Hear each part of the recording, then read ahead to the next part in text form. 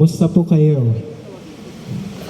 Our dear parents, our guardians, as well as our IT, soon-to-be IT professionals.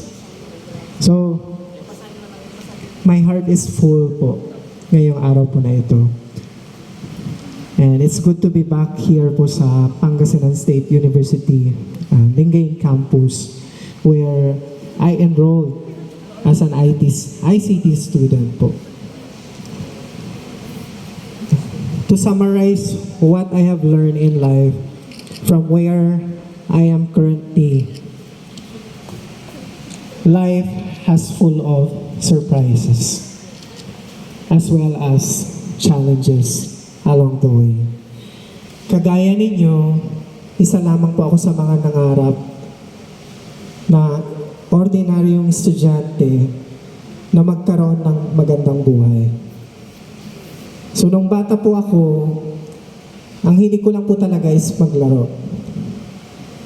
So madalas po akong mapagalitan ng parents ko kasi madalas po akong late na umuwi po ng bahay sa kakalaro po namin ng baseball, meron pa kaming nilalaro ng football, pero syempre yung larong kali lang, kasi hindi naman tayo rich kid na kagaya ng mga kakilala ninyo, later, I was surprised when I was in elementary.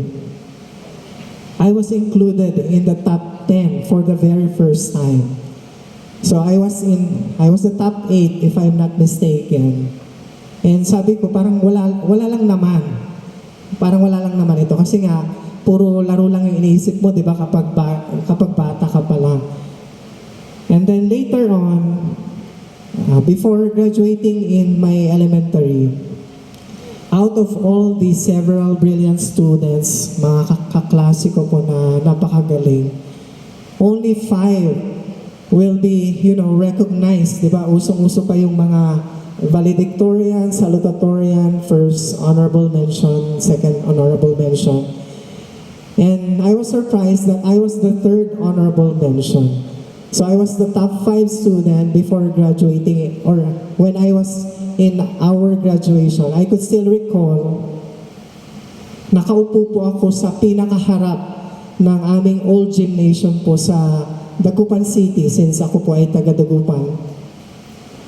And I could still recall probably the valedictorian, the salutatorian, first honorable mention, and second honorable mention might have been intimidated at me when the organizers asked me to sit down in front of the gymnasium and at the middle.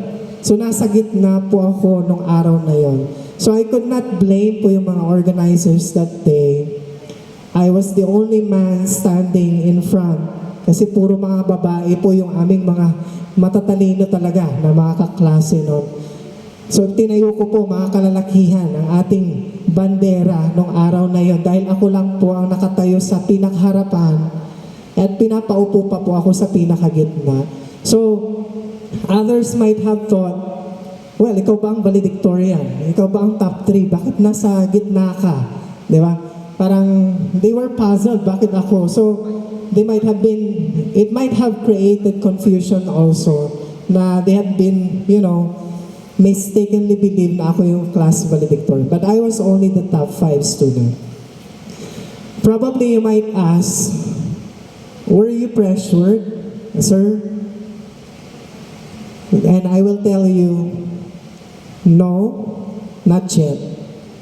Not until I was declared as the top student of the class as I entered my first year in high school. So you could just imagine how I felt. Gusto ko lang po talagang maglaro nung bata po ako. And all of a sudden, kaka-first year ko pa lang, biglang number 1 po ako. Hindi ko alam kung anong ginawa ko pong magic para lang. So sobrang tuwa po ng aking parents, yung aking nanay. Nagbigay pa nga siya ng